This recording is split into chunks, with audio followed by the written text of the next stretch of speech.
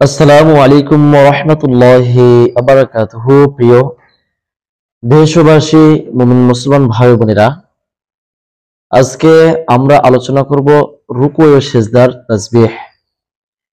প্রিয় দর্শকবৃন্দ, আমরা প্রথমে জানব রুকুর তাসবিহ। রুকুর তাসবিহ সুবহান রাব্বিয়াল আযীম, সুবহান রাব্বিয়াল আযীম, সুবহানা রাব্বিয়াল আযীম। এটা 5 বার অথবা 7 বার। এরপরে রুকু হতে উঠিয়া যে তাসবিহটা পড়তে হবে, আমরা সে তাসবিহটা শিখব। সে তাসবিহটা হচ্ছে রব্বানা লাকাল হামদ, রব্বানা লাকাল হামদ হামদান কাসীরান তাইয়িবান মুবারাকান ফীহি। আবার বলে দিচ্ছি, রুকু হতে উঠিয়া সামি আল্লাহু লিমান হামিদা বলিয়া এই তাসবিহটা পড়তে হবে সোজা হয়ে দাঁড়িয়ে।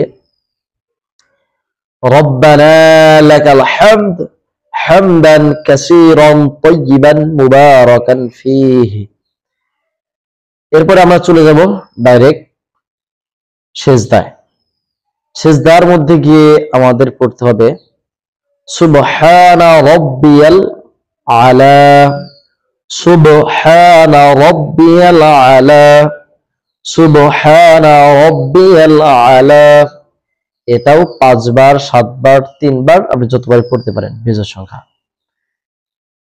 এরপরে 2 সিজদার মাঝখানে বসিয়া একটি তাসবিহ আছে।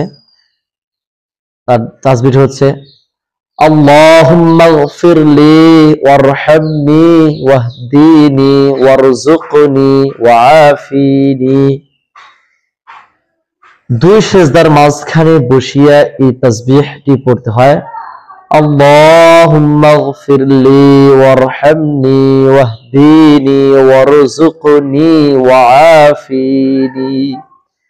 দর্শকবৃন্দ, আশা করি আপনারা সবাই বুঝতে পারছেন তাসবিহগুলো। দেখা হবে অন্য কোনো ভিডিওতে।